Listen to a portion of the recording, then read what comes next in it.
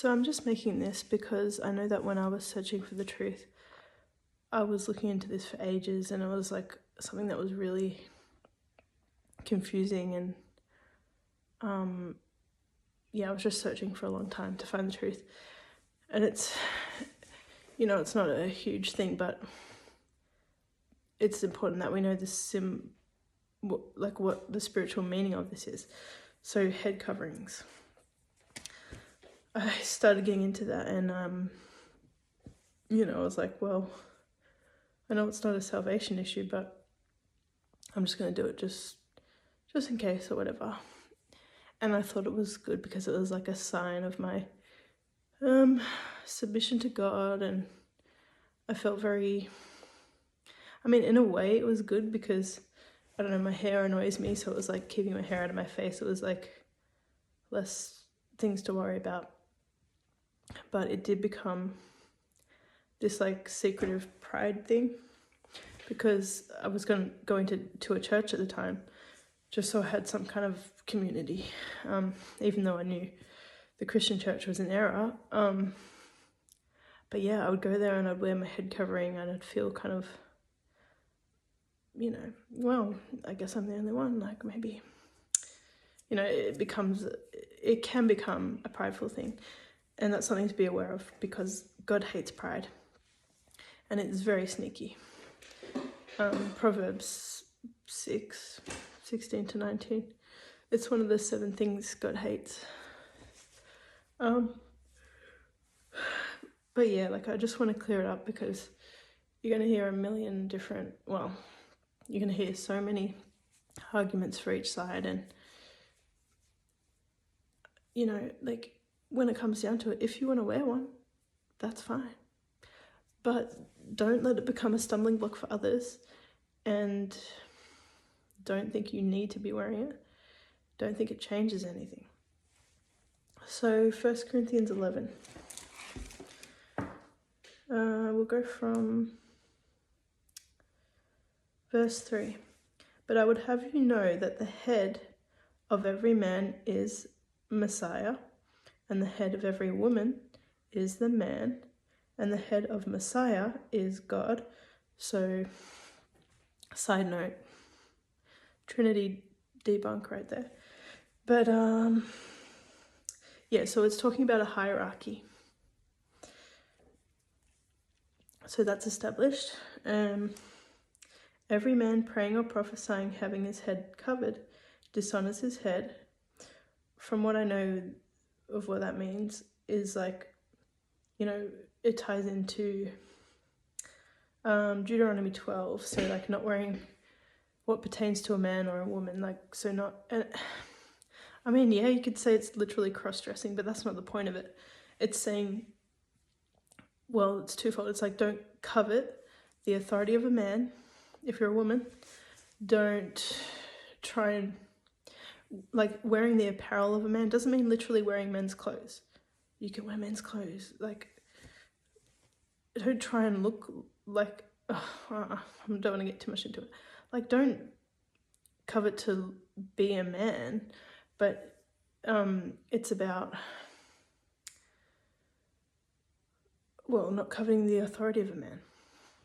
1 Timothy 2:12. We're in subjection to men, to our husbands, not just our husbands, but to men. Because if you rebel against men, it's a sign of the Jezebel spirit.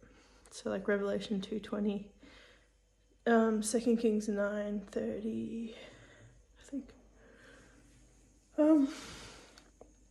But you might not like to hear this, but women are the weaker vessel, as according to the Bible.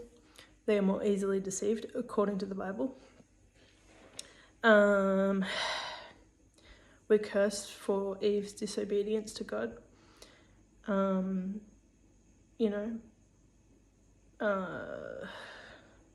Because of that, we have to be submissive to men.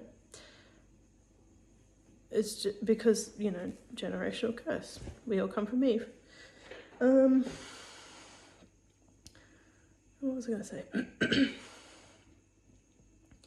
So basically it's like the Jezebel Ahab dynamic. Women, don't rule over men. Men, don't let your woman rule over you. That's what it means. And so a woman being covered is, she's either covered by her husband, or she's covered by Jehovah, Yeshua, and well, also the men of the church. And the true church is God's people. It's a spiritual condition. It's not about a building or a denomination. And then, where's the other one?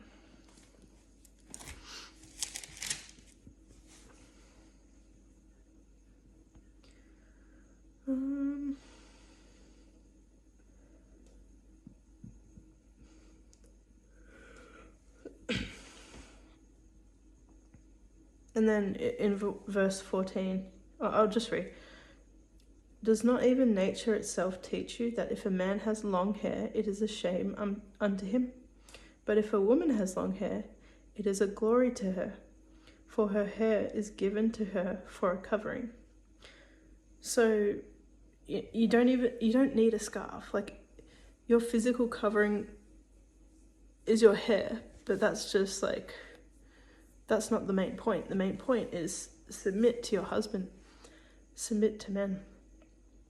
And if they're a man not in covenant, you still have to submit, unless they want you to transgress God's commandments. Then you don't have to listen, because God is above man. What else? I mean, yeah, that's like the gist of it.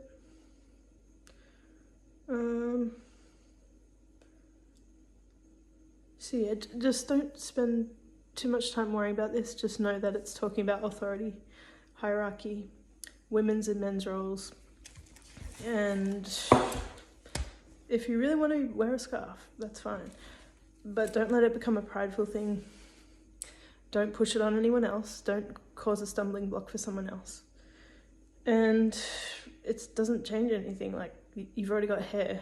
You've got long hair. I mean, obviously, don't like fully shave all your hair off or something like that, but you don't need to cover your head. And if you wanted to take that literally, wouldn't you have to cover your whole head? I don't know. Like, what people do is like hair covering, really. They wear a bandana, still have their hair showing. Like, that's not, if you're going to do it properly, do it properly. But anyway, I think, I don't know if I should add this, but there's also something in, I'll have to find it. I thought there was another scripture, but it's definitely not the right chapter. I don't know what that is. But yeah, that's it in a nutshell. And really, that's all there is to know. No, you don't need to wear a literal head covering like a scarf, but you can if you want. And like I said, just don't make it an issue for you or other people. It's the same as wearing a hat or a beanie or whatever. It's like, whatever. But yeah, making sure you're being submissive. You're not letting that Jezebel spirit in. And it can start small, like a little leaven will leaven the whole lump.